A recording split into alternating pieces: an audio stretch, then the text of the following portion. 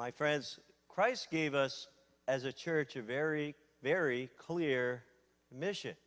He said, love the Lord your God, love other people, your neighbor.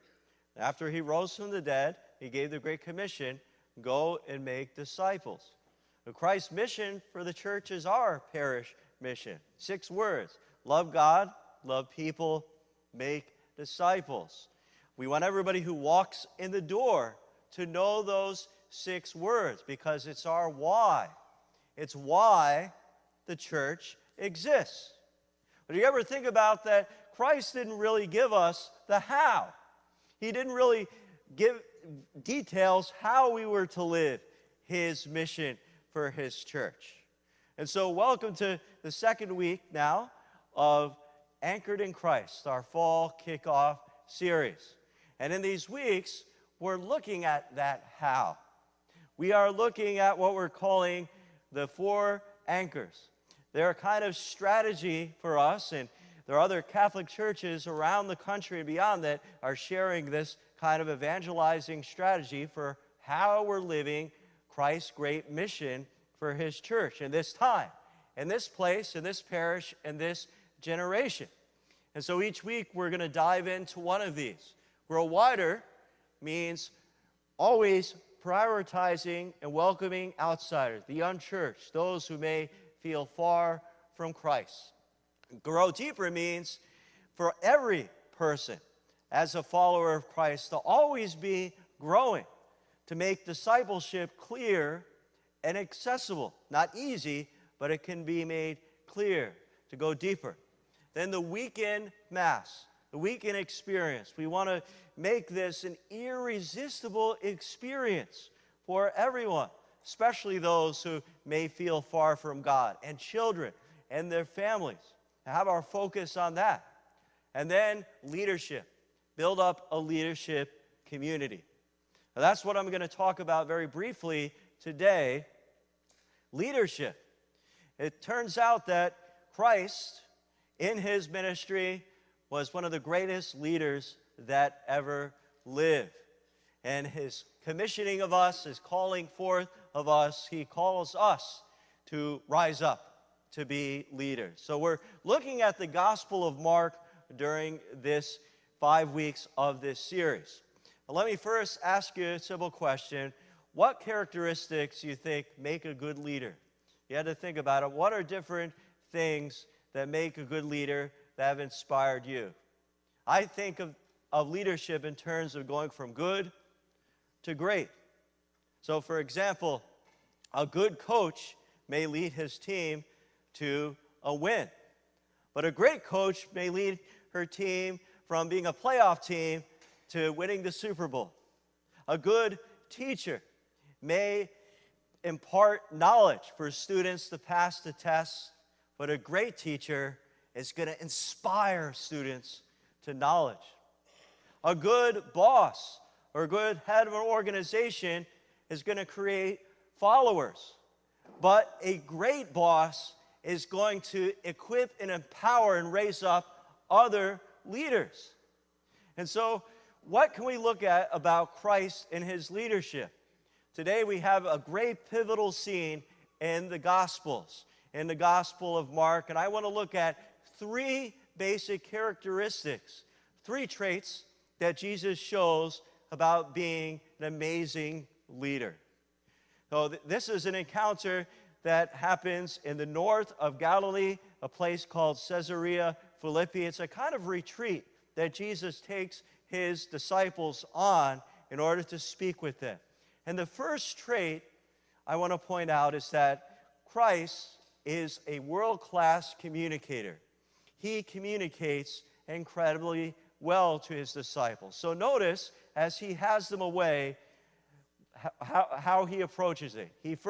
We first hear Mark says, "Who do people say that I am?" Well, Jesus asks that question, and his disciples respond. They start thinking, well, maybe Jesus is Elijah come back from the dead. Maybe he's John the Baptist. Maybe he's one of the prophets. So they get thinking. And then Jesus asks them, but who do you say that I am? So notice that Jesus does not communicate simply by telling the disciples stuff. He doesn't just talk to them or talk at them, but he elicits thought and participation from them. He asks questions. That may seem very simple to you, but Jesus was a world-class communicator, and this is one of the ways he did so. Listening question, getting a response actively of his disciples, thinking and responding.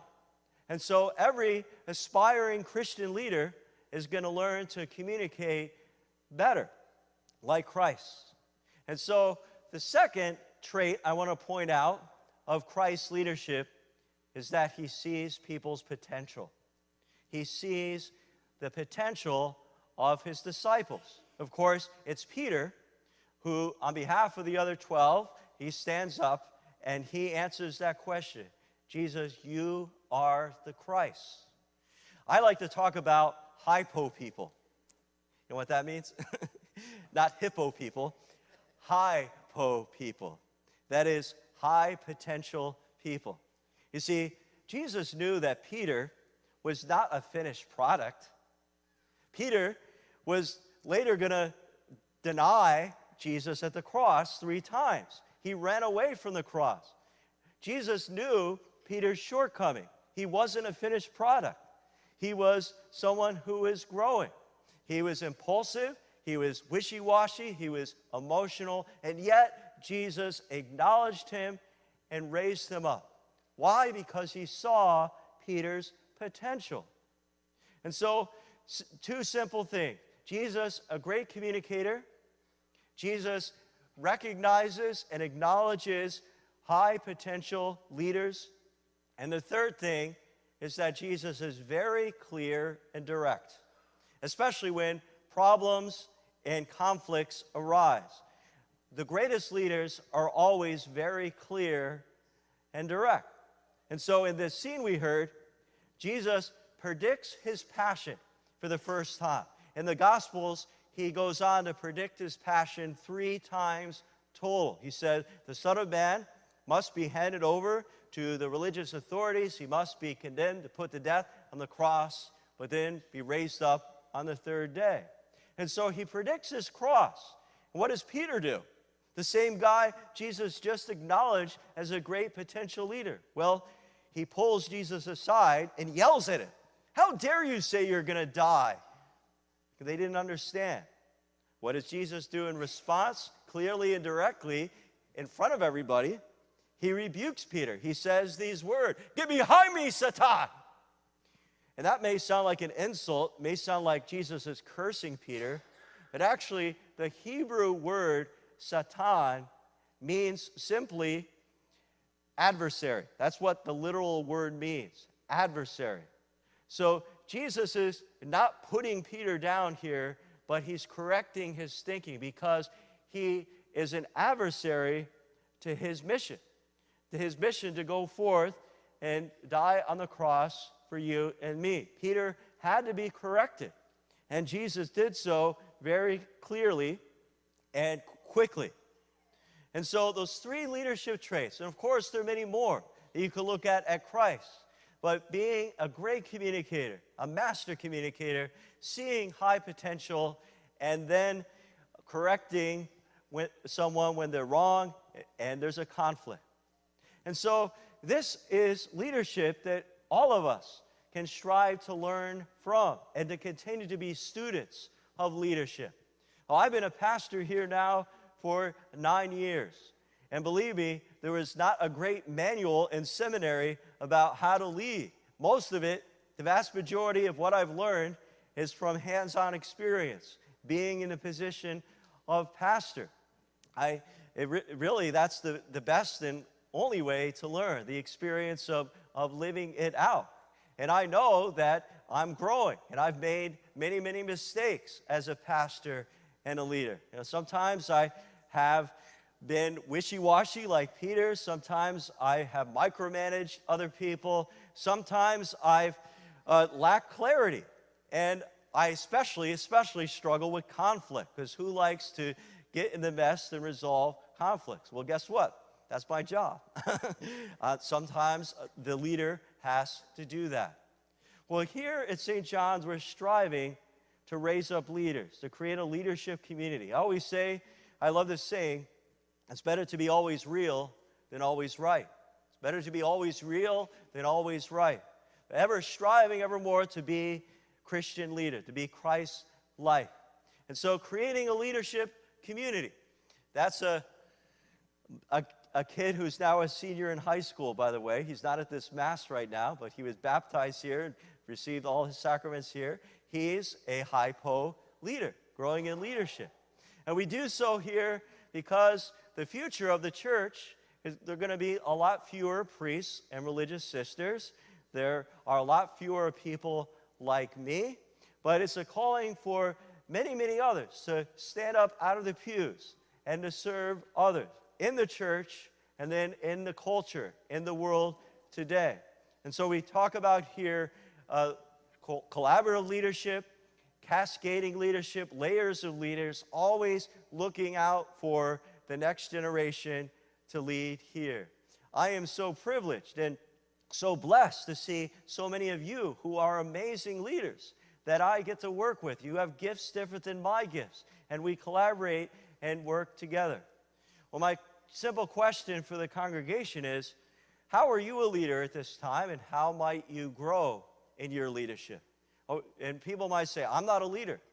But I would respond, anyone who can influence others can be a leader, a parent, a teacher, a coach, anyone in a position of authority, using our gifts and our opportunities and our position to lead others and lead others for Christ. At the end of Mass here, after communion, I'm going to call up various leaders here in our parish, in our liturgical ministry, music ministry, the next generation, for faith formation children, our youth ministry, our various parish organizations, and our prayer groups, our adult small group facilitator. I just will call you up to offer an acknowledgement and a blessing, because we're all learning and growing to be like Christ. Let us remember that good leaders create followers. Great leaders raise up, equip, and empower other leaders. And so may all of us be anchored in Christ.